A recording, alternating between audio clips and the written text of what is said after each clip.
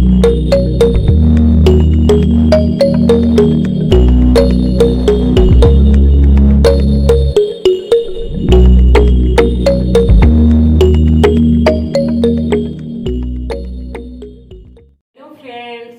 स्वागत करुच्ची मोर YouTube channel Rashmita and Nilakshi को मु आज आपण मानू पनीर भुर्जी करके देखी। चलतु मुझे कौन सब सामग्री नहीं चलतु देखी नवा। मुझे 200 ग्राम पनीर को ग्रेट कर गोटे पूरारे पूरी रखिदे गोटे कंचा लंका को एमती फाड़ करके रखिदे 2टी पियाज को मु काटिकी एमती रखिदे टमाटर को मु दीटा गोटे टमाटर को मुझे काटिकी रखिदे किसी कैप्सिकम कैप्सिकम आपण पाखे जदि थी ताहले ऐड करेंगे ना भी स्किप करें।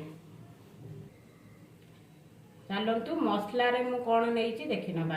एठी काश्मीरी लंका गुंड गोटे चामच रखी, जीरा गोटा जीरा मु गोटे चामच रखी, गोटे चामच हलदी गुंड रखी, आ गोटे चामच मु धनिया गुंड रखी, आ किछि लूण रखी गोटे चामच स्वाद अनुसार, आउ सोरिष तेल रखी। चलतु एबे आमे स्टार्ट करबा। आमे रेसिपी करिबा पई मु करेई गोटे गरम कर नहीं मुझे किसी सोरिष तेल जो रखी ऐड करदेली आ किछि समय तातीबा पई दबा।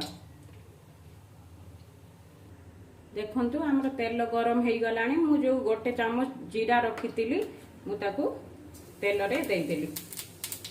किछि समय आमे फुटीबा पई छाड़ी दबा। तापरे मु कंचा लंका काटी रखी जो ताकू भी दे देली। तापरे मु प्याज को ऐड कर देली।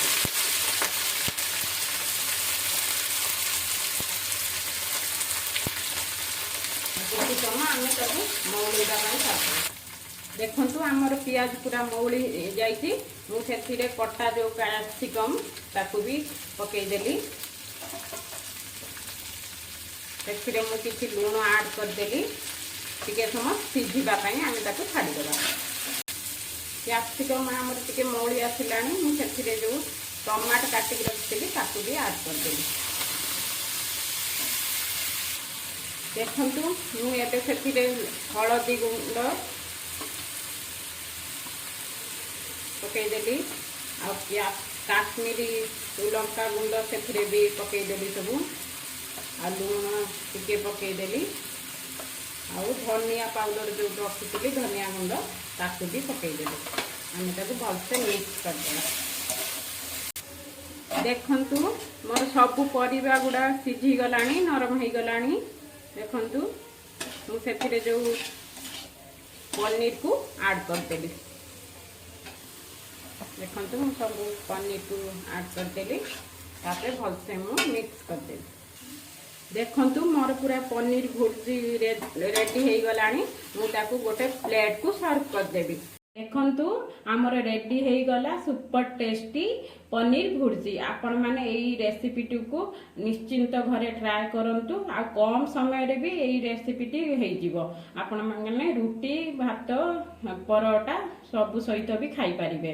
एई रेसिपी निश्चिंत घरे ट्राए करंतु। आ मो रेसिपी जदि भल लागि थाए ताले कमेंट कर दियंतु, लाइक भी कर दियंतु आ सब्सक्राइब कर दियंतु। आ रहुची नमस्कार। Thank you.